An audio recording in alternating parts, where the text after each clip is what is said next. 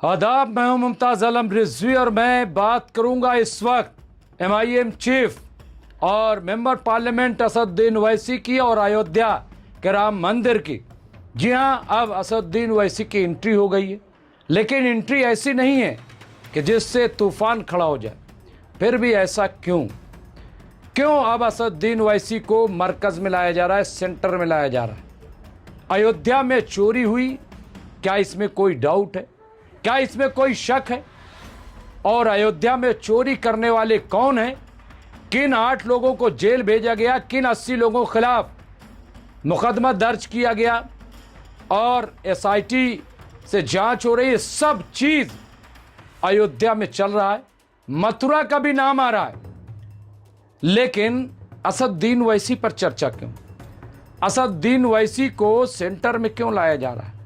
यह असदुद्दीन ओवैसी की एंट्री क्यों और मीडिया असदुद्दीन ओवैसी को क्यों हाईलाइट कर रहा है?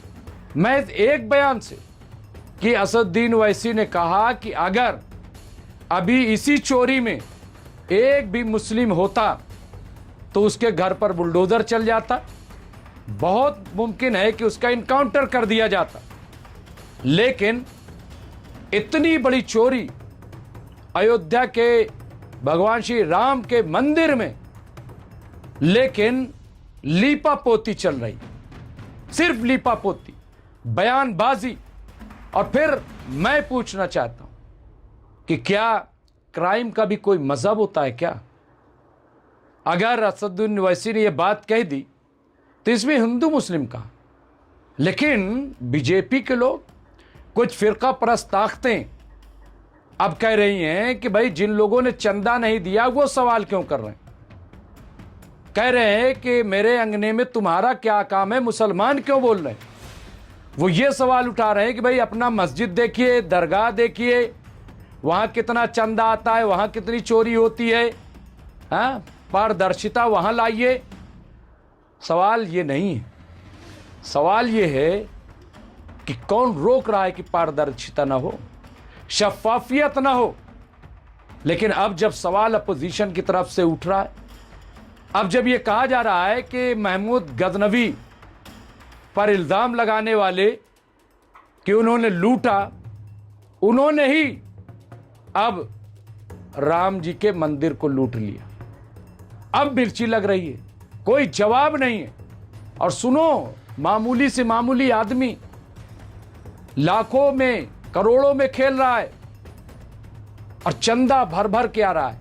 और अभी तो बता रहे हैं कि महज 40 दिन की जांच हुई है, उसमें हजारों करोड़ का मामला है, जबकि मामला 2021-22 से यह चल रहा है। यानी चोरी, जमीन की चोरी, जेवरात की चोरी, कैश की चोरी, कमीशन की चोरी, क्या क्या नहीं हो रहा है, और ये मामला उठाया जा रहा है। हालांकि आप देखिए कि कई तरह के और मामले भी उठाए जा रहे हैं, ऐसा नहीं है, लेकिन इसके पीछे मंशा क्या है? ये सही है कि उत्तर प्रदेश का चुनाव आ रहा है, लेकिन क्या अपोजिशन जो है वो इसलिए ये सवाल उठा रही कि यूपी में चुनाव है?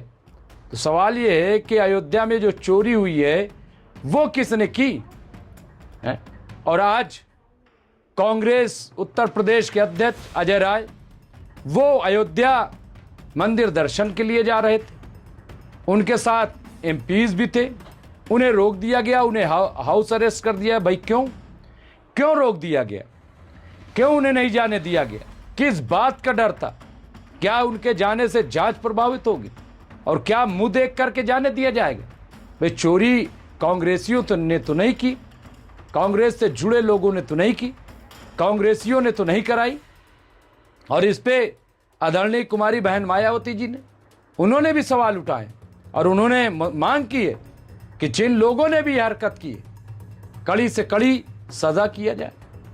अब उद्धव ठाकरे, उनका बयान आया है, कहा ये वही लोग हैं जो कह रहे थे मंदिर वहीं बनाएंगे।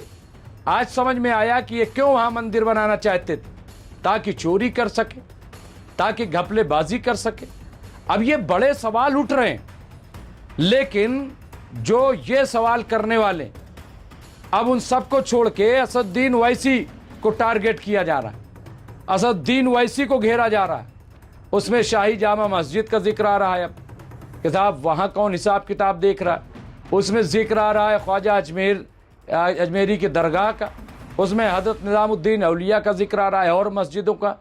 ये क्या बात हुई?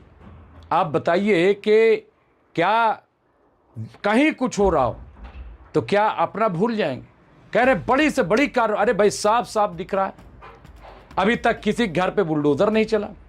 हाँ? अभी कोई, और कह रहे हैं कि अभी बड़ी मछलियां तो हैं। हाँ? चंपत राय से क्या होगा महज? कौन थे चंपत राय? क्यों हर वीआईपी का स्वागत वही करते थे? क्या उनके पीछे की मंशा थी? और ये पूरा कॉरपोरेट भी है, मैं आपको बता रहा हूं ये मामला। लेकिन ये कि साहब तुम्हारे अंगने में हमारा क्या काम, या हमारे अंगने में तुम्हारा, ये क्या बात हुई भाई? क्राइम तो क्राइम होता है, और क्राइम अगर हो रहा है और अगर सवाल उठ रहे हैं, सवाल इसलिए उठ रहा है दोस्तों क्योंकि पूरे देश में हिंदू मुस्लिम हिंदू मुस्लिम हिंदू मुस्लिम, नीट का मामला अगर आ जाए, पर्चा लीक हो जाए, अभी महाराष्ट्र में फिर पर्चा लीक हो गया। और कितने पर्चे लीक हुए, कितने घोटाले, अभी देख लीजिए। यहां दिल्ली में घोटाला सामने आ गया, अभी घोटाला सामने आ गया। अभी कितने दिन की सरकार है बीजेपी की दिल्ली में, लेकिन 650 का घोटाला संजय सिंह बता रहे हैं, उनका बयान सामने आ गया, कितना बड़ा घोटाला। अभी कितने दिन की सरकार है, तो ये हो क्या रहा है? यानी कोई सवाल भी ना करे, अब आपसे कोई आपसे पूछे ना कि आखिर अयोध्या के भगवान राम मंदिर में इतना बड़ा घोटाला कैसे हो गया, नाक के नीचे। और कोई सवाल ना करे, कोई सवाल पूछ रहे तो आप कैसे पूछ सकते हो? यानी जो चंदा देगा वही बस पूछ सकता है। ये कौन सी बात हुई? और किसने चंदा नहीं दिया, किसने नहीं दिया, आपको कैसे पता चल गया? है? इतने लोग महाकुंभ में आए, अभी बता रहे महाकुंभ में, जैसे बताया जा रहा है 60 करोड़ लोग आए थे। ज्यादातर लोग बता रहे हैं कि वहां गए थे, सब ने कुछ ना कुछ दान किया। कहां है हिसाब, कहां है किताब? या फिर कुछ और कुछ चल रहा है इसके पीछे, कुछ और दबाने की कोशिश है, इसलिए इसको उठाया गया। कुछ ना कुछ तो है। लेकिन एक चीज तय हो गई कि ये जो चोला ओढ़ करके जिस तरह की राजनीति कर रहे हैं, बहुत कुछ। पहला झटका बीजेपी को तब लगा जब 2024 में अयोध्या की सीट बीजेपी हार गई, वहां से समाजवादी पार्टी के उम्मीदवार की जीत हुई। पहला झटका था वही।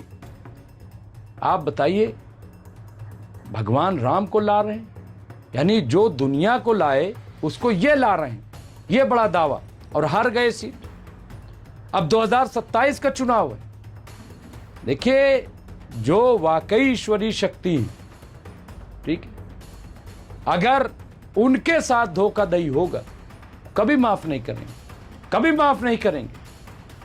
और जिस तरह से राजनीति का कह रहे हैं, आज राजनीति न कीजिए। अरे उन्हीं की राजनीति करके तो आप लोग सत्ता में आ गए, आज भी उन्हीं की राजनीति कर रहे हो। और अब जब ये चोरी खुल गई, अब जब सवाल पूछा जा रहा है तो कह रहे राजनीति न की। लेकिन इसमें असदुद्दीन ओवैसी ने ऐसी कोई बात नहीं की कि उनको घसीटा जाए, उनको सेंटर में लाया जाए। उन्होंने सिर्फ एक सच्ची बात कही।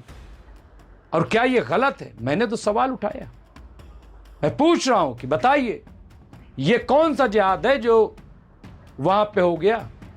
चोरी जिहाद है तो बताइए, कहिए चोरी जिहाद किया। लेकिन जिहाद करने वाले कौन लोग हैं ये? हाँ, थूक जिहाद, लव जिहाद, लैंड जिहाद, सारे जिहाद गिनवा दिए। ये कौन सा जिहाद था और किसने किया? ये कौन इसका जवाब देगा?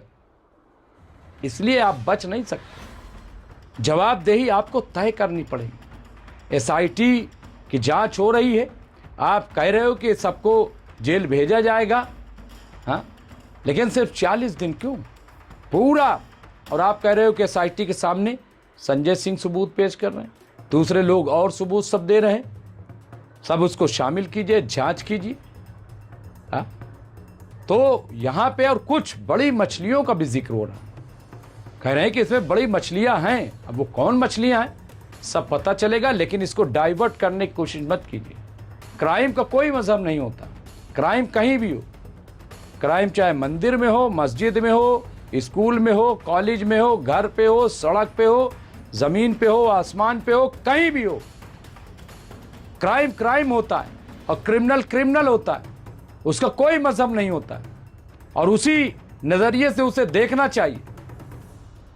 असदुद्दीन ओवैसी ने यह नहीं कहा कि वहां क्यों चोरी हुई, क्या कैसे चोरी। उन्होंने तो एक सवाल ये किया कि अगर यही चोरी करने वाले मुस्लिम होते तो अब तक घर पे बुलडोजर चल जाता या उनका इनकाउंटर कर दिया जाता। इसमें बुरा मानने वाली कौन सी बात है? ये तो हिमायत पे बोल रहे हैं ना, ये तो राम मंदिर के हक में बोल रहे हैं ना, कुछ खिलाफ तो नहीं बोल रहे हैं, मुजरिम के खिलाफ बोल रहे हैं ना, जिन्होंने जुर्म किया, जिन्होंने चोरी की। फिर ये मिर्ची क्यों लग रही? फिर क्यों असदुद्दीन ओवैसी की एंट्री से इतना ज्यादा बवाल? और भाई असदुद्दीन ओवैसी को अगर सियासी एतबार से देखिए तो भाई उनको उत्तर प्रदेश में भी चुनाव लड़ना है, गठबंधन में शामिल होने के लिए भी एक्टिव रहना है। भाई वो भी सियासत कर रहे हैं जैसे सब कर रहे हैं, लेकिन असदुद्दीन ओवैसी को ही इतना इशू क्यों बनाया जा रहा है? अब उनको सेंटर में डिबेट शुरू हो गई एक बयान से। इससे कोई फर्क नहीं पड़ेगा। अवाम सब देख रहे हैं, अवाम सब समझ रहे हैं कि क्या हो रहा है। और जिन लोगों ने चोरी की है, जिन लोगों ने ये गलत किया है, वो कैफरे किरदार तक पहुंचेंगे और सबके चेहरे बेनकाब हो रहे हैं, अभी और बेनकाब होंगे, ये आप समझ लीजिए। आप बहुत देर तक इस तरह का खेल नहीं खेल सकते। अवाम भी समझ रही। अब तो लोग कह रहे हैं कि वहां चंदा जाना कम हो गया, भर भर के चंदा जा रहा था, भर भर के चंदा जा रहा था। और लूट का बाजार गर्म था वहां। अभी न जाने क्या क्या निकलेगा। बहरहाल हम तो यही कहेंगे कि इस पूरे मामले की ईमानदारी से जांच हो और इसको कोई और रंग न दिया जाए, बल्कि एक क्राइम है, क्राइम को क्राइम की तरह देखा जाए। बहुत बहुत शुक्रिया।